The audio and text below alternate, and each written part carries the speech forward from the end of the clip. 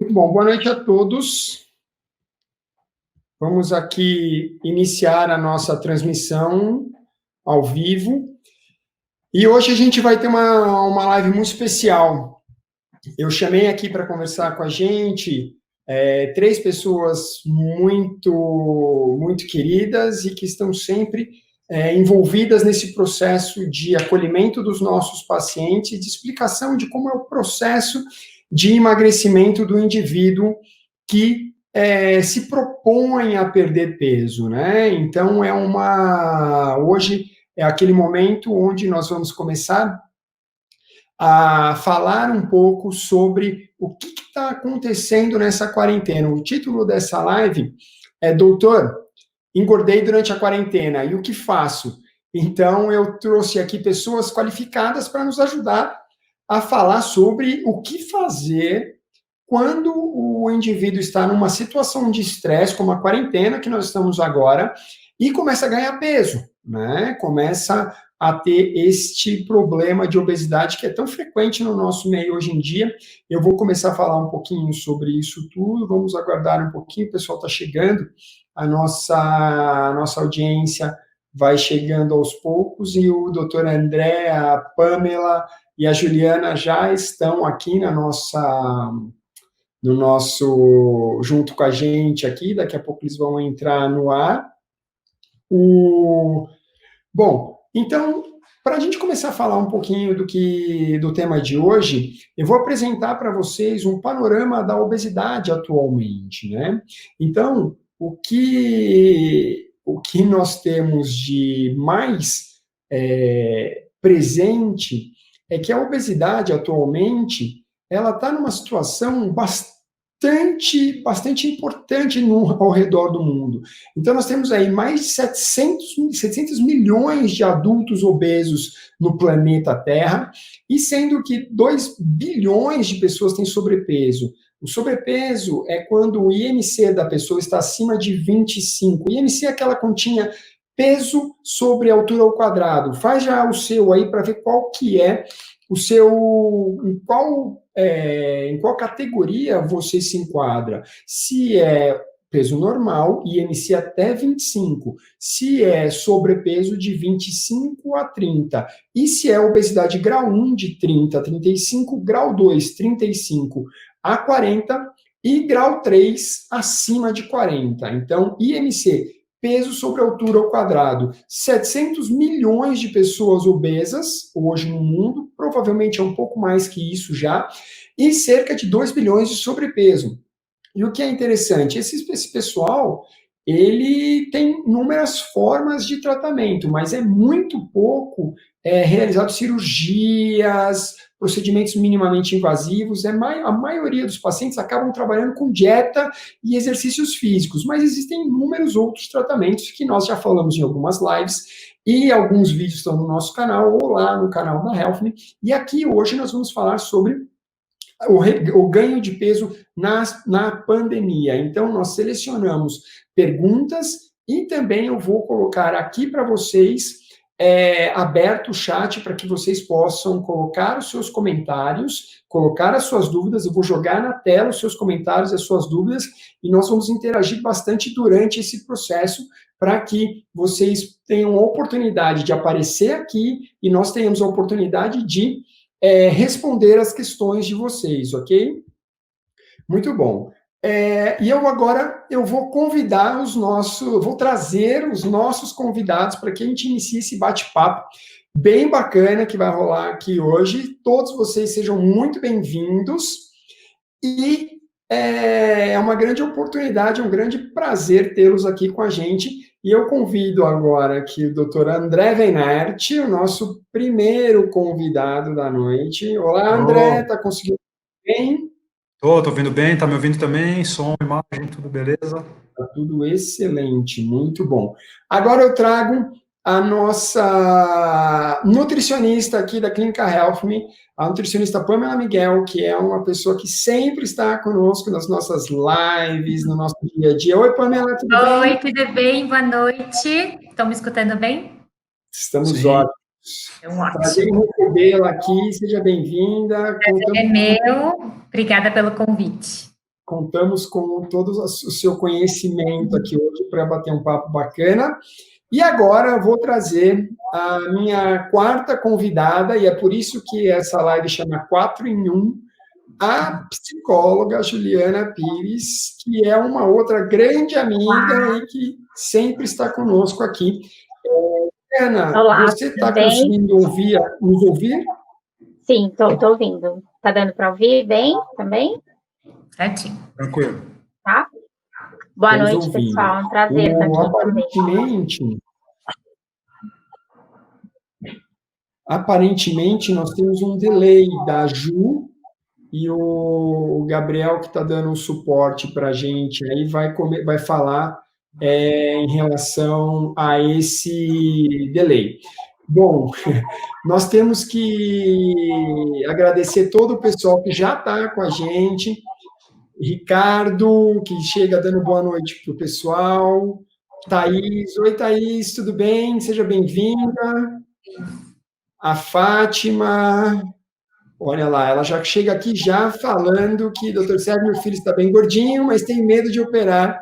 O que o senhor fala para ele? O doutor André, você guarda essa pergunta aí, vai responder para a Fátima, tá bom? Tá bom.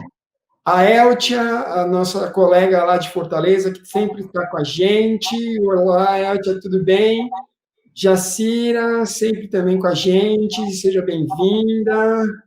E a Fátima aqui, novamente, que nós vamos bater papo. Pessoal, seja bem-vinda, muito bom estar com vocês. Calma, aqui tem mais gente. Esse aqui é especial. Muito bom. Quem sabe faz ao vivo, hein? Muito bem. Enfim, pessoal, eu coloquei algumas perguntas para o nosso staff aqui responder, e a primeira pergunta eu resolvi colocá-la assim, de uma forma meio polêmica mesmo, para que a gente possa já chegar chegando, falando, jogando tudo no ventilador aqui. E a primeira pergunta é essa, e eu vou pedir para o André começar a responder essa pergunta com todo amor e carinho, não esqueça disso. E a pergunta é: a pandemia é de fato um problema para a manutenção de peso, ou é simplesmente um aceite, uma permissão da sociedade para um consumo alimentar copioso, exagerado, e uma justificativa para não fazer exercício? Me conta, André, o que você acha? Bom, vamos lá. Boa noite, meninas, boa noite, Sérgio. Boa noite. Olha, de fato, assim, a pandemia ela tem ensinado muito, mostrado muito para a gente acho que uma face mais difícil, né? O que a gente não esperava, foi uma coisa que não era, não estava nos planos, no script, e aconteceu do dia para a noite, então, sem preparo, sem nada, e as pessoas acabaram entrando numa mudança de vida muito grande, né? Isso até a Ju vai poder explicar bem melhor.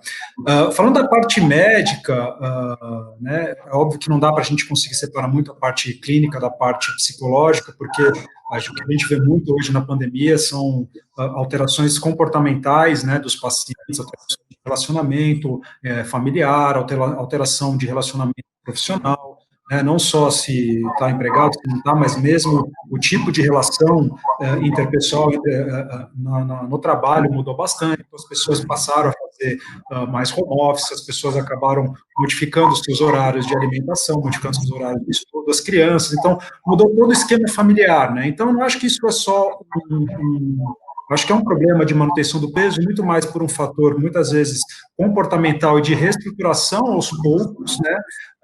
É claro que, como tudo na vida toda, qualquer problema que a gente tenha na vida, a gente tem a possibilidade de resolução, né? Então, eu não enxergo isso como simplesmente um aceite, está tudo bem, vamos engordar, não vamos fazer exercício, mas eu acho que as pessoas, no primeiro momento, tiveram, sim, uma dificuldade, mas que depois puderam ser trabalhadas essa manutenção, tanto na parte da alimentação, quanto na parte de exercício. A gente já sabe que tem um monte de possibilidades de exercício em casa, hoje tem possibilidades de alimentos, de colocar os horários do dia a dia de sono e refeição muito mais, né, depois de 3 meses, acho que dá para começar a criar uma rotina nova. Então, acho que a princípio foi uma coisa que pegou muito, mas que a gente está se acostumando que o pessoal fala que é o mundo novo, né? Não sei se vai ser o novo ou não vai ser o novo, mas que já teve um período de adaptação. Então, acho que foi um período que foi muito ruim, mas que a gente, dentro das adaptações, hoje já dá para viver muito bem. Hoje, acho que já não deixa de ser muito mais uma desculpa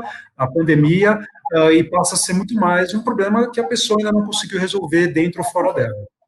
Muito bom. André, meninas, também eu queria que vocês diminuíssem um pouco, eu vou diminuir um pouco aqui também no volume, porque está tendo alguma coisa assim. E também, quando forem falar, fala um pouco mais devagar, porque o pessoal vai ter um entendimento melhor se a gente conseguir falar um pouco mais devagar, ok? Simone, obrigado por estar aqui com a gente. E agora eu queria que a Juliana, né, que é a nossa psicóloga, falasse um pouquinho dessa situação de hoje. Nós sabemos que fazer dieta, exercício físico, não é uma coisa tão simples assim. E ainda mais num ambiente de confinamento, é complexo. Mas a gente sempre tem essa situação de achar que pode ser uma desculpinha, né? Existe aí viés de dúvida nisso.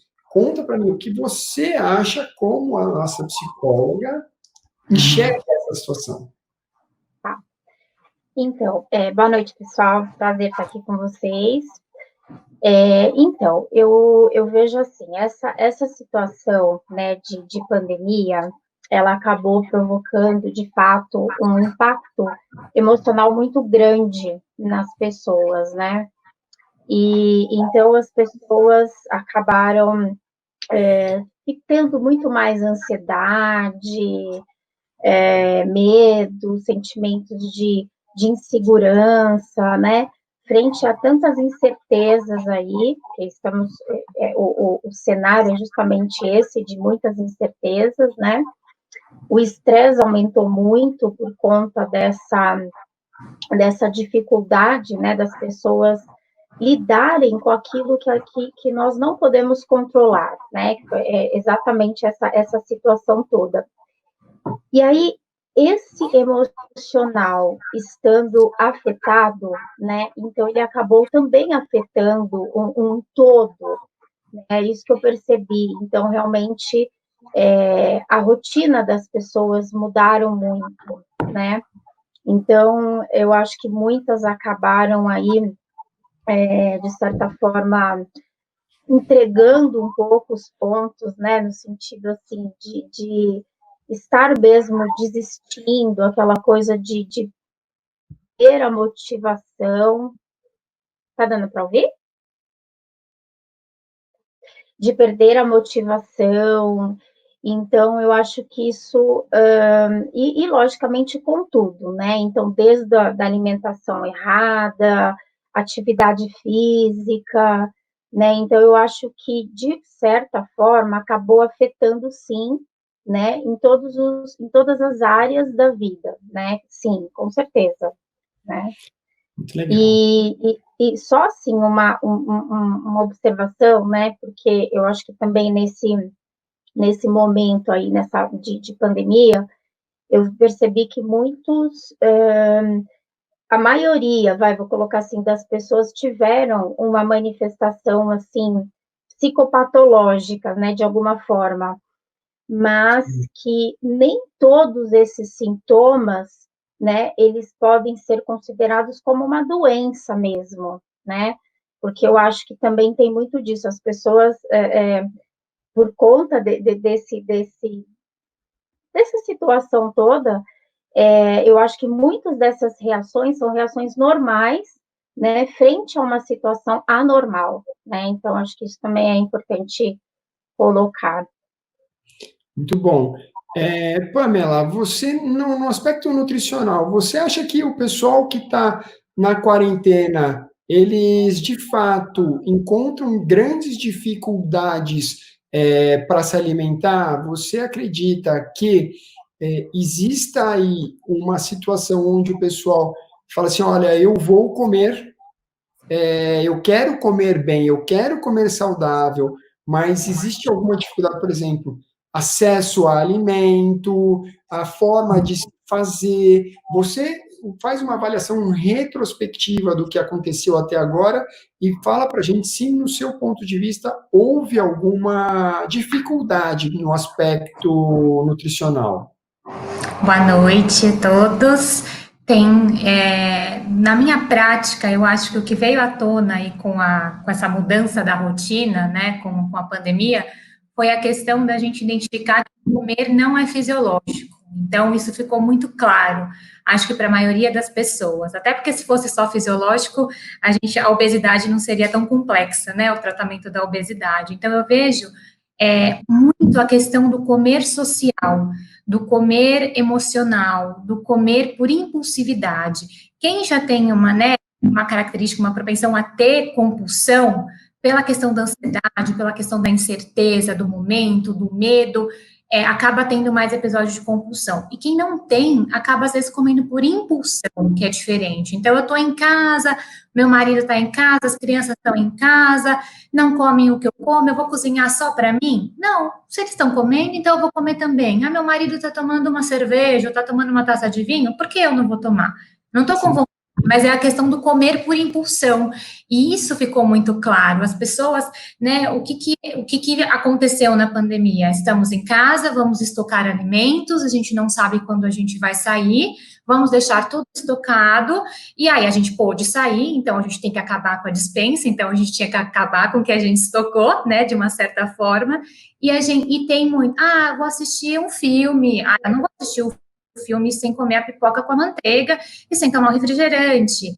Mas é só hoje. Mas a situação está muito difícil, as notícias são muito ruins, eu preciso desse aconchego, eu preciso encontrar uma felicidade que muitas vezes está na comida. Então, como que eu vou fazer para agradar quem está na minha casa? Eu vou fazer um bolo. Eu acho que todo mundo, né, que tem Instagram, o feed do Instagram é só receita de comida, bolo, torta, né?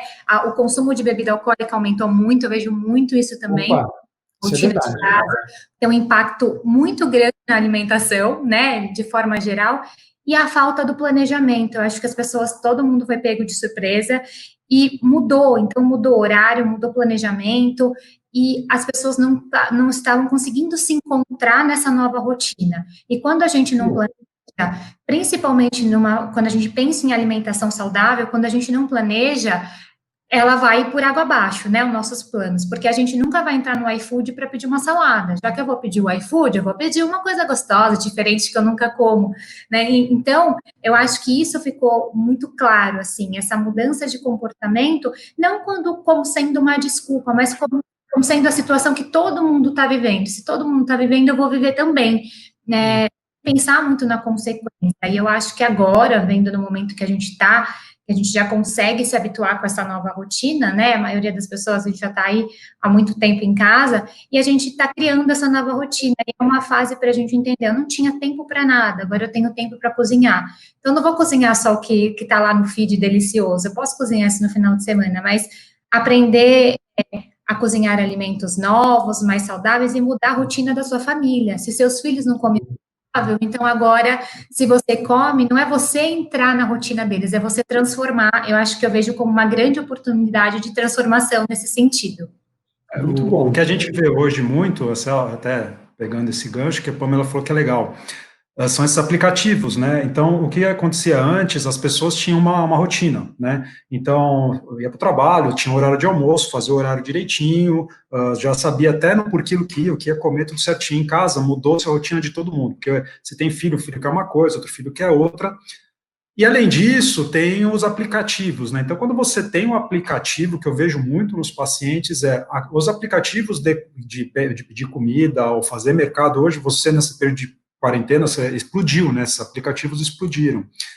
E a hora que você, primeiro que assim, já é sabido há muito tempo que quando você vai no supermercado, vai já alimentado, vai, né, sem estar sentindo fome, tem todo aquele processo que a gente sempre fala.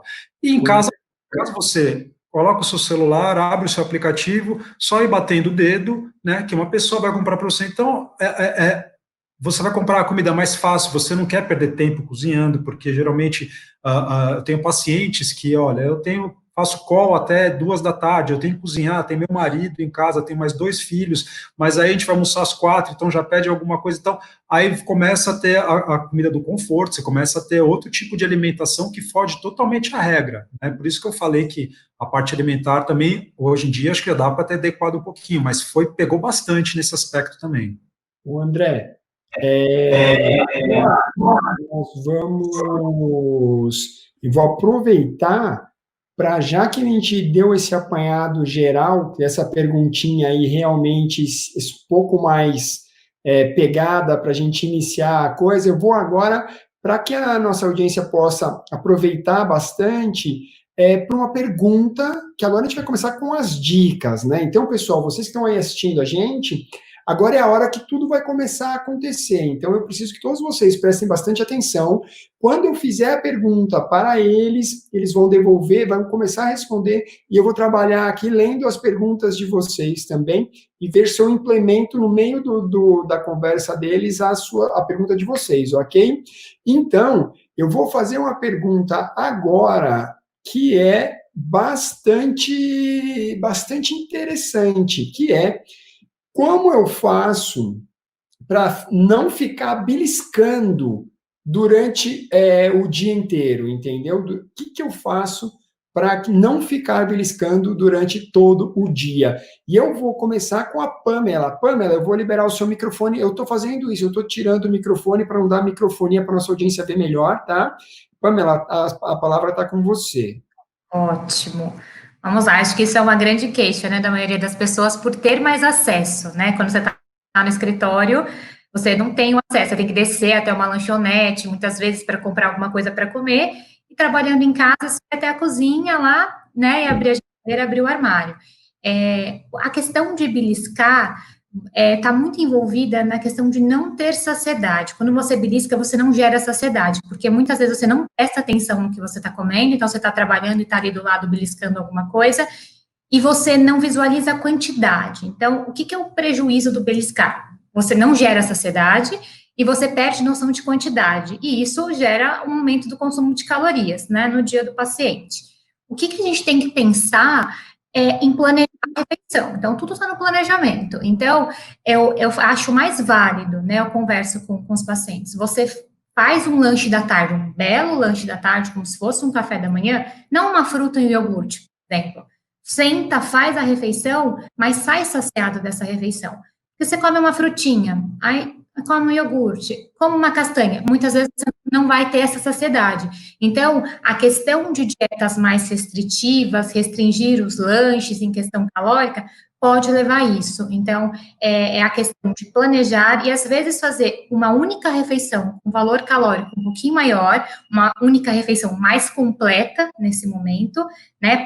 Vou parar, que sejam 10 minutos. Para 10 minutos, vou fazer no lanche da tarde.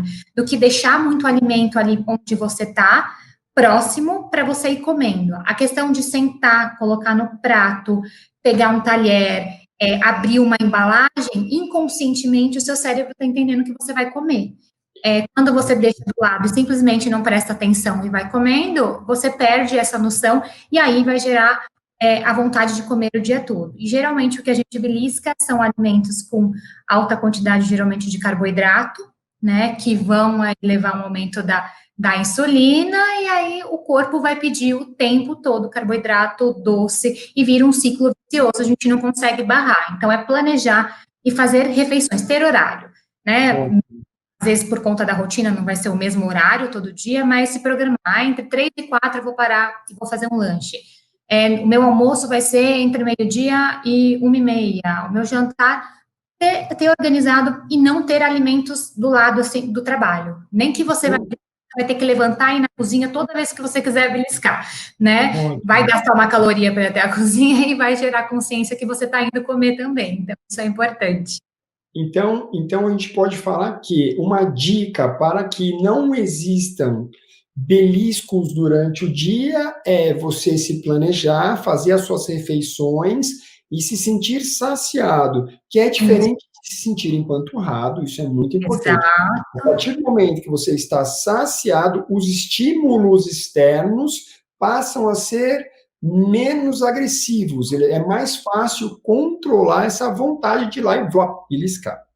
E também não abrir, aquele fato de abrir a geladeira para pensar, sabe? Quando a gente abre a geladeira para pensar, aí você abre aí margem para sua imaginação longe, você faz várias receitas super gostosas se você abre essa janela para pensar. Se você já sabe o que você vai comer, eu vou na geladeira, eu vou pegar aí, eu vou pegar um queijo, eu vou pegar um pão integral, vou sentar, vou fazer um sanduíche. Pronto, não tem essa janela de oportunidade para pensar em também preparar alguma coisa menos saudável. Ótimo, muito bom. Eu acho que é exatamente isso, é muito interessante essa questão do planejamento.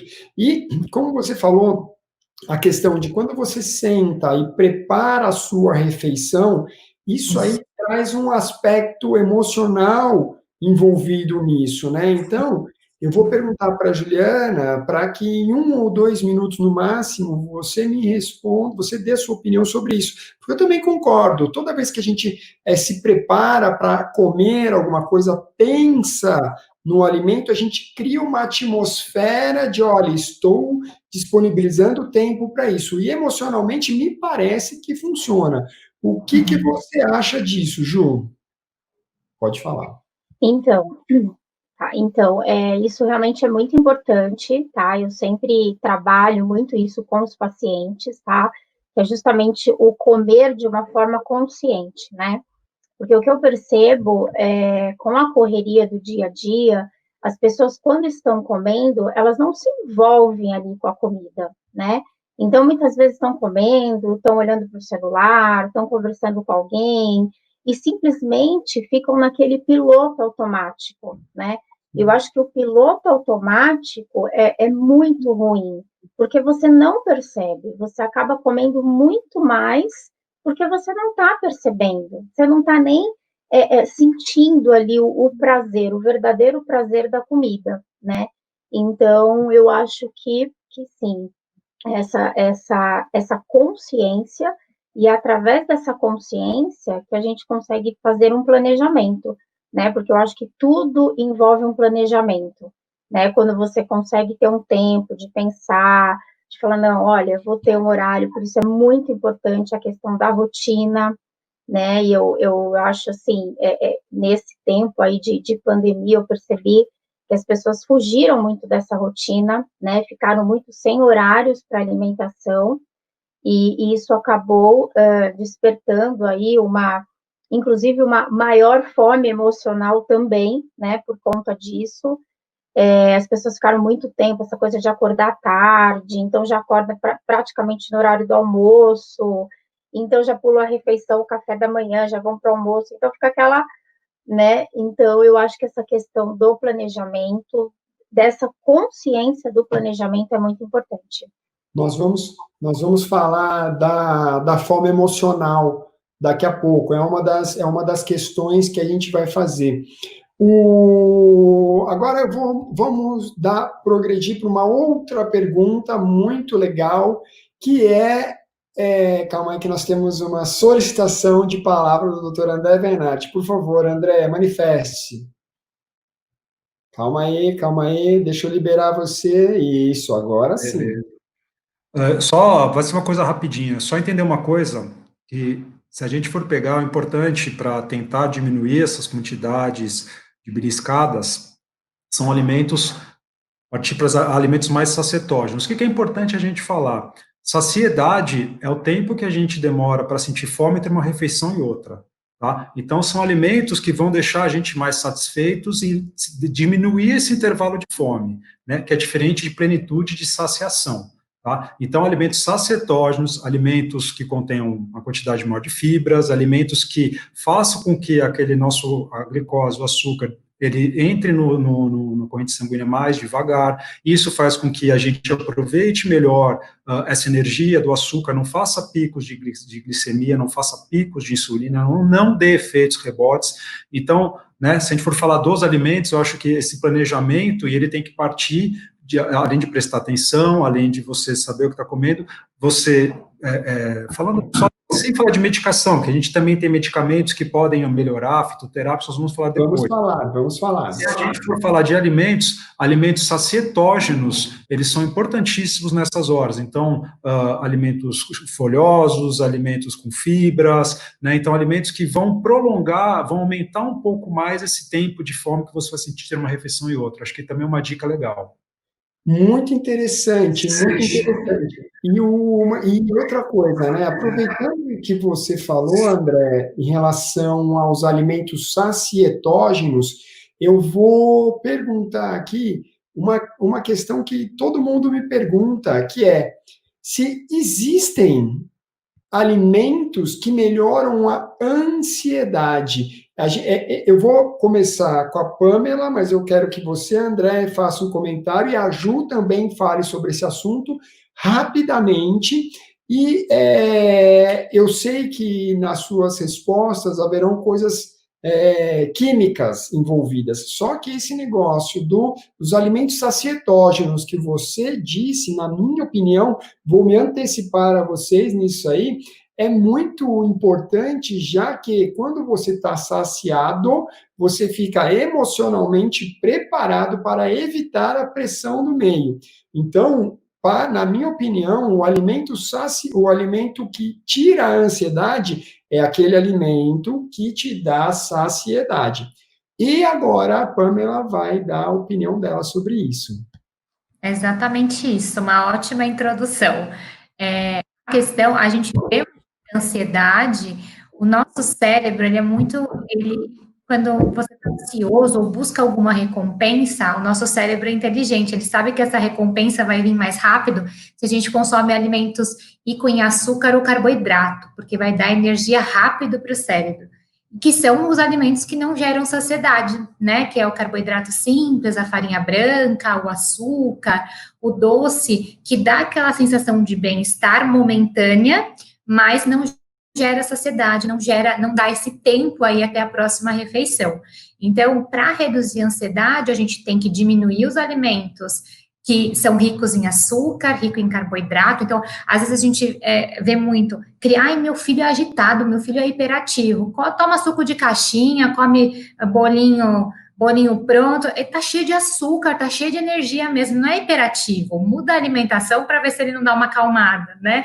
Então, a gente tem esses alimentos estimulando, então, rico em açúcar, rico em farinha branca, cafeína, né? Tem algumas pessoas que são mais sensíveis, outras não, então, chocolate, café, refrigerante, chás com mais cafeína, chá preto, chá verde, são alimentos que vão deixar você mais ansioso. E como que a gente vai reduzir isso? Com os alimentos que geram mais saciedade, que são ricos em gorduras boas, então castanha, uma fruta como abacate, os alimentos que têm fibra, né, também vão gerar mais saciedade, e a proteína, os alimentos com proteína. Então, às vezes, a gente entra com lanches de suplementação, a gente entra com suplementação de proteína, mesmo sem treino, porque é uma opção de gerar saciedade, né, e compondo a sua dieta, o seu equilíbrio, a quantidade de proteína diária, não sobrecarrega nada, que é o que a maioria das pessoas tem. Eu vou suplementar, vou sobrecarregar, né, algum órgão? Então, na realidade, sim, existem alimentos que melhoram a ansiedade. Tem algum efeito calmante também, né? O chás, camomila, cidreira, folha de maracujá, que diminui um pouco a ansiedade, e os alimentos que aumentam o hormônio de bem-estar, que é a serotonina. Então, a gente também tem na alimentação alimentos fontes de triptofano que vão melhorar a produção do hormônio de bem-estar, que é a serotonina, que vai também te dar uma sensação de conforto e reduzir a sua ansiedade. Então, farelo de aveia, banana, grão de bico, o cacau, não é o chocolate ao leite, então, chocolate tem triptofano, é o cacau, né, que tá no chocolate amargo, zero açúcar, não no chocolate ao leite, então, é muita forma de interpretar, né, eu acho que é muito importante. Interpretação. Pontua, então, esses alimentos que você falou para a nossa audiência, para eles terem tempo de ouvir exatamente quais são os alimentos que promovem diminuem a ansiedade, né? Eu quero que você fale o que consumir aumenta a ansiedade, o que não, o que é bom para diminuir a ansiedade, o que é ruim para aumentar a ansiedade, ok? Rapidamente, lista os bons para o consumo e depois os que não devem ser consumidos para quem é ansioso. Se você é ansioso, então começa com um chazinho, né? Chá dura 12 horas, então se você não gosta do chá quente, faz o chá como água aromatizada. Chá de camomila, erva cidreira, folha de maracujá, são chás que vão ajudar a acalmar. Castanhas são ótimas opções, sempre porcionar, mas são opções que, além de gerar saciedade por ser gordura boa, são opções também que são fontes de triptofano, que vai aumentar a sensação de bem-estar. Banana ajuda, banana com aveia, então a banana isolada é só carboidrato, então se a gente associa ela ou com uma castanha ou com uma aveia, a gente vai aumentar a produção de serotonina. Grão de bico também ajuda nessa questão de redução de ansiedade. E a gente tem alimentação de uma forma geral saudável. A salada no almoço, então sempre ter folhas verdes escuras, que tem magnésio, que ajuda bastante também na redução de ansiedade, a nível de reações químicas no organismo. Então, ter folha verde na sua refeição, ter legume, ter carboidrato integral, arroz integral, quinoa, ter fontes boas de proteína nas refeições. Então, no almoço, no jantar, a gente consegue ter mais fonte de proteína, que acaba sendo carne, frango, peixe, mas nos lanches também.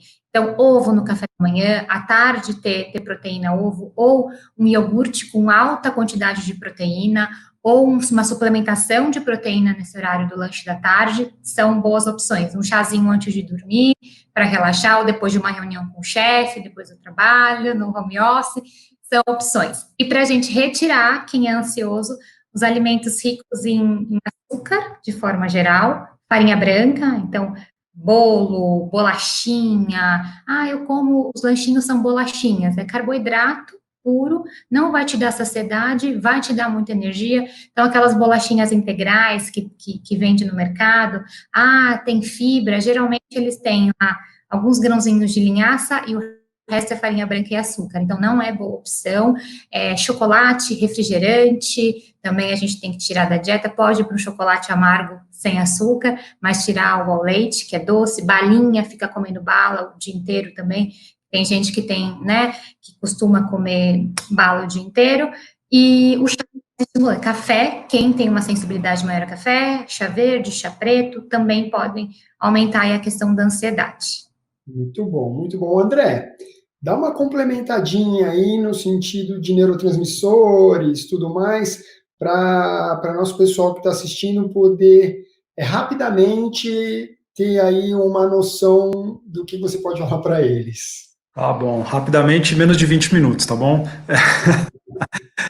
Então, na verdade, é o seguinte, tentar ser o mais resumido, o mais breve possível. Quando a gente fala de neurotransmissores, são substâncias que estão no nosso cérebro que equilibram o nosso humor. Então, a gente precisa ter essas substâncias equilibradas na nossa mente, tá? Então, foi o que a Pamela falou, serotonina, tem a dopamina, noradrenalina, tem uma série. Nós vamos falar da serotonina, que é o neurotransmissor que regula muito o nosso humor. A serotonina, assim como muita coisa no nosso corpo, ela depende de um bom funcionamento do intestino.